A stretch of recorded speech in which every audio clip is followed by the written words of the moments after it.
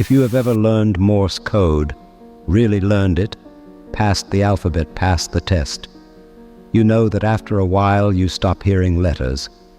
You start hearing people. Every operator sends a little differently. The spacing, the rhythm, the hesitation before certain words. Hams call it a fist, and a fist is like handwriting.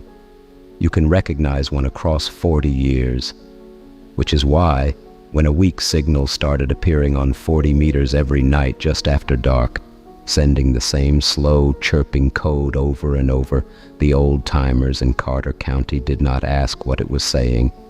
They asked something stranger. They asked who taught that fist, because 3 of them recognized it, and the man it belonged to had not been on the air in 11 years. You're listening to Ham Radio Stories, where every signal hides a secret. Episode 11. The Fist. The signal showed up in early spring, a few hundred hertz above 7.1 megahertz, always after sunset. It was weak. It drifted. It had a chirp, that little upward bend in the tone when the key went down, the signature of a simple one-tube oscillator being pulled off frequency every time it was asked to transmit. Nobody builds transmitters like that anymore. Nobody has built them like that in 60 years. The code was slow, maybe 10 words a minute. Clean, old-fashioned spacing, sent on a hand key by someone who had been sending long enough that the rhythm was in the muscle, not the mind. Dave Kincaid copied it first. He almost didn't bother. A weak drifting CW signal on 40 meters is about as remarkable as rain. But something about the sending made him reach for a pencil. He copied for 20 minutes. Then he called Tom Aldrin and read it to him. It was a conversation, one side of a conversation, a station calling another station, exchanging signal reports, a name, a town, the weather. Rig here is a homebrew one-tuber. Antenna is a long wire. 73, old man. See you down the log. Tom asked what the other station was answering. Dave said that was the thing. There was no other station. The signal paused where the answers should be, paused the right length of time as if listening, and then continued. Both sides of a contact with one side missing, and it repeated. The next night, the same conversation, same reports, same weather, even though the actual weather had changed. Same 73 old man. Somebody was sending the same QSO into the dark night after night and waiting for an answer that never came. Tom brought it to the club breakfast on Saturday.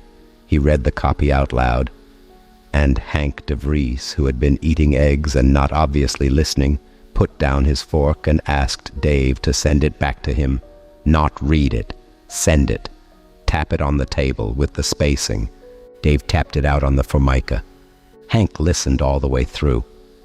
Then he said the spacing on the letter R was wrong.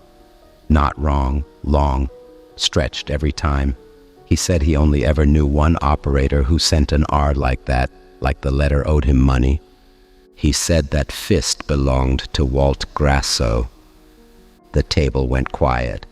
Because Walt Grasso was in his late 80s, his station had been sold off years ago, and the general understanding around the club, never said out loud, was that Walt was not well. His daughter had moved him out to the family farm on Sawmill Road. Nobody had heard him on the air since. But a fist is handwriting. Therefore, either someone was imitating a man nobody had thought about in a decade, or Walt Grasso was transmitting. June Sato did what June Sato does. She stopped guessing and started measuring. 40 meters at short range is ground wave, and you can direction find ground wave with a portable loop antenna if you are patient. She took a bearing from her place. Then she drove out past the fairgrounds and took another. The 2 lines crossed west of town, out along Sawmill Road. She didn't need a third bearing. But she took one anyway, because bearings do not lie, and June likes it when they agree. Before we continue, a quick word. If these are your kind of stories, signals with people inside them, the real history underneath this hobby, you would probably enjoy the Ham Radio Wayback newsletter. It goes deeper into the world of ham radio than we can in an episode. Every Friday you will learn something about ham radio you never knew. Visit hamradiowayback.com. The link is also in the description. Now back to Sawmill Road. Tom called Walt's daughter Carol before anyone drove out. He was careful.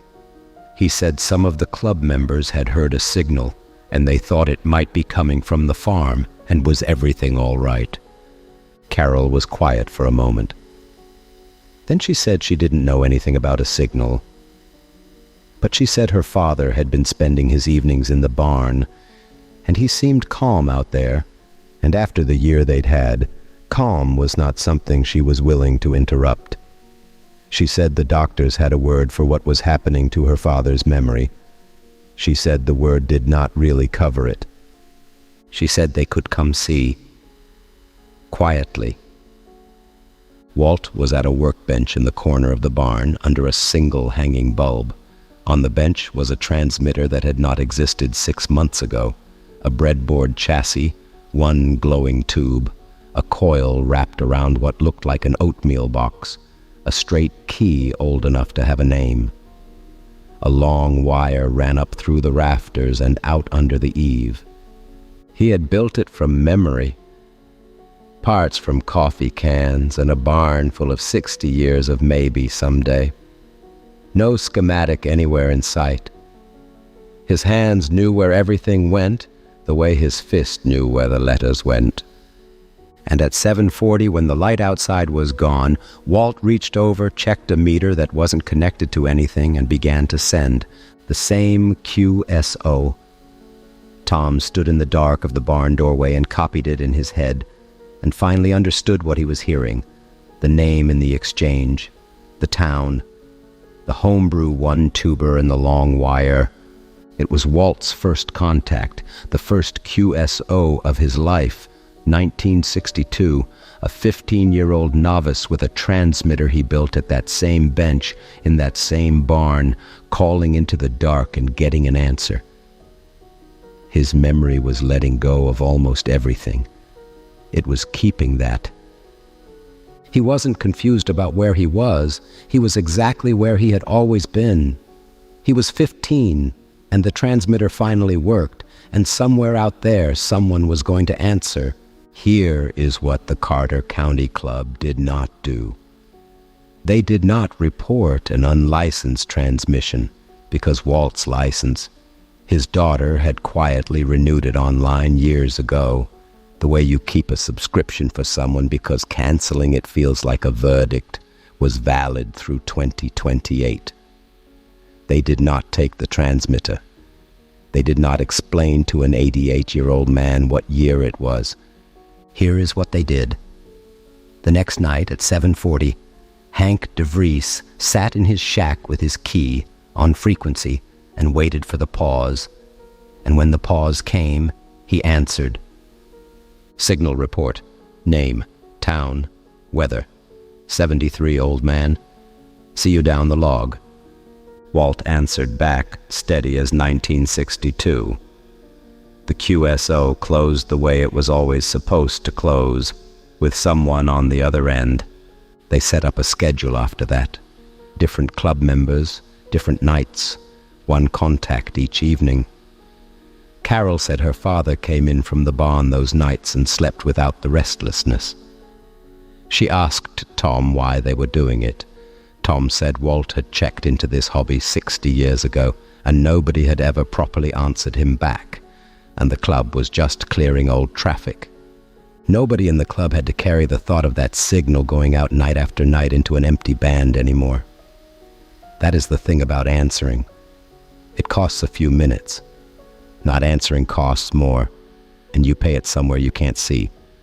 One more thing, and June is the only one still thinking about it. 3 of the nights she monitored Walt's frequency, Her scanner also caught something else. A short burst of data on 2 meters. On 146.550 simplex right around 2 in the morning. Less than a second. Not packet. Not APRS. Not anything her software recognized. Walt's transmitter cannot produce it, and Walt is asleep by then anyway. It has nothing to do with this story. That is what bothers her. It has nothing to do with anything. And it keeps happening. This has been Ham Radio Stories, original radio mysteries inspired by the world of amateur radio. Until next time, keep the volume up and listen just above the noise.